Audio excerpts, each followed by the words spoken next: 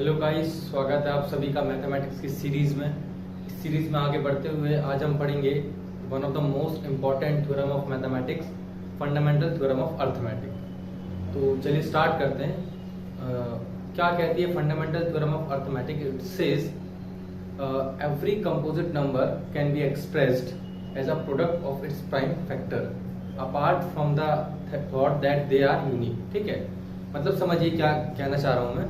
Fundamental theorem of arithmetic बोलती कि कोई भी कंपोजिट नंबर दो प्रकार के अपन पढ़ते हैं, एक प्राइम नंबर, एक कंपोजिट नंबर। तो कंपोजिट नंबर की यहाँ बात हो रही है कि कोई भी कंपोजिट नंबर को जब आप उसके फैक्टर्स निकालेंगे तो आप पाएंगे कि वो प्राइम नंबर से मिलकर ही बना होगा और उसके जो फैक्टर होंगे वो प्राइम के फॉर्म में होंगे। तो चलिए इसको हम समझते हैं। कोई भी हम नंबर ले सकते हैं। पहले एक बार आपको मैं रिकॉल करा दूं कि प्राइम नंबर क्या होता है, कंपोजिट नंबर क्या होता है।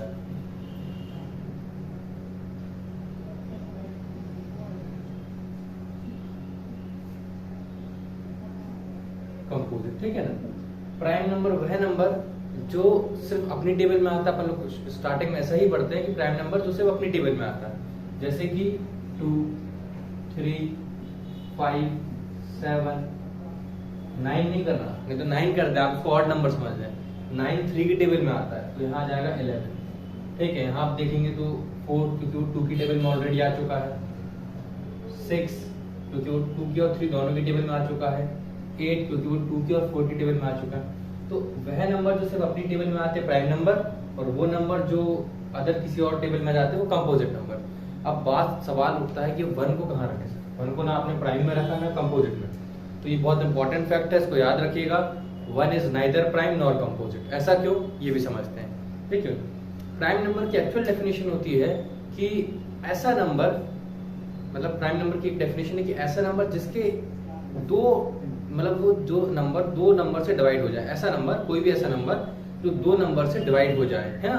तो जैसे अगर हम बात करें 2 की, तो 2 किस से डिवाइड हो जाएगा? ये 2 से और 1 से।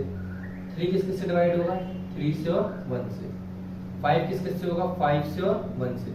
मतलब प्राइम नंबर वह नंबर होगा जो किसी 2 यूनिक नंबर से डिवाइड हो जाए।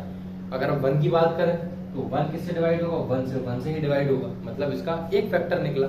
तो 1 जो है वो एक ही नंबर से डिवाइड हो रहा है। अगर इसके भी 2 फैक्टर निकल जाते तो फिर अपन कहते कि हाँ 1 इज अ प्राइम नंबर। पर 1 सिर्फ एक ही नंबर, एक से डिवाइड हो रहा है, तो ये प्राइम नंबर की श्रेणी में नहीं आता। अब चलिए कंपोजिट की बात करते हैं। तो कंपोजिट नंबर की डेफिनेशन होती है कि ऐसा नंबर जिसके 2 से ज्यादा फैक्टर हो, मतलब जो 2 से ज्यादा नंबरों से डिवाइड हो जाता हो। तो चलिए देखते हैं। तो आपको पता है कि 1 से तो हर नंबर डिवाइड हो जाता है। ये 2 से भी हो जाएगा और 4 से भी हो जाएगा। 6 की बात करें तो ये 1 से हो जाएगा, 2 से हो जाएगा, 3 से हो जाएगा और 6 से हो जाएगा, है ना। उसके मतलब कम से कम 3 नंबर से डिवाइड होना चाहिए। तो आप फिर देख लेंगे कि भाई 1 की बात करें तो 1 सिर्फ एक ही नंबर से डिवाइड हो रहा, मतलब कि 1 जो है कंपोजिट की श्रेणी में भी नहीं आ पा रहा, प्राइम की श्रेणी में भी नहीं आ पा रहा। तो 1 is neither prime nor composite, इसको हम अलग रखते हैं ना। तो 1 को आप अलग रखिएगा। 1 ना तो प्राइम में आता ना तो कंपोजिट में आता।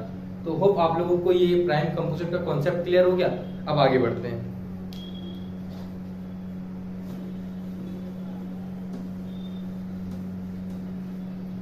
हम समझते हैं फंडामेंटल थ्योरम ऑफ अर्थमेटिक क्या कहती है। ये कहती है कि आप किसी भी कंपोजिट नंबर को लीजिए, आप उसके फैक्टर करिए, तो आप पाएंगे कि वो प्राइम नंबर के फैक्टर के अरेंजमेंट में आ जाएगा। तो चेक करते हैं।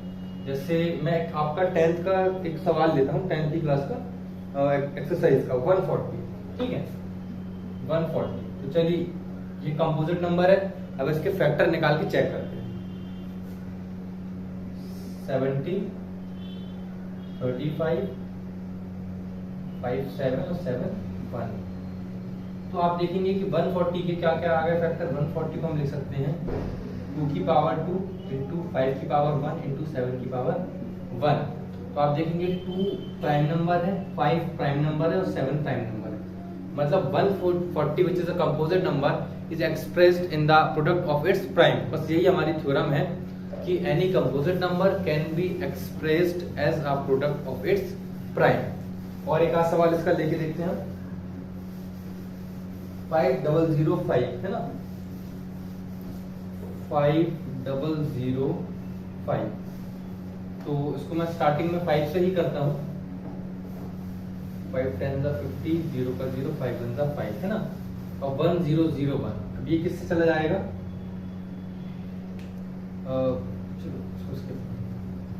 ठीक है। हम एक आध और एग्जांपल लेके देख सकते हैं इसका। जैसे मैंने लिया 140, चलो 140 तो हो गया ना, कुछ और ले लेते हैं, मान लिया 86 ले लिया, ठीक है। चलो उसको देख लेते हैं ना, क्योंकि ये भी कंपोजिट नंबर है। 2 4 जा 2 3 जा, अब 43 चूंकि एक प्राइम नंबर है तो 43 1 43, तो 86 can be written as 2 raised to the power 1 into 41 raised to the power 1, where 2 and 41 both are prime numbers। तो आपको समझ में आ गया कि भाई फंडामेंटल थ्योरम ऑफ अर्थमेटिक क्या कहती है। मतलब किसी भी नंबर को हम प्राइम नंबर के फॉर्म में अरेंज कर सकते हैं। चलिए मैथ्स का एक आध सवाल और लेके देखते हैं हम इसका।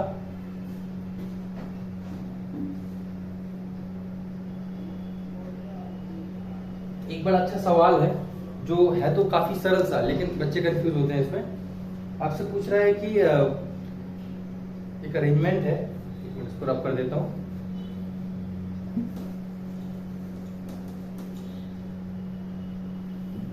एक अरेंजमेंट है,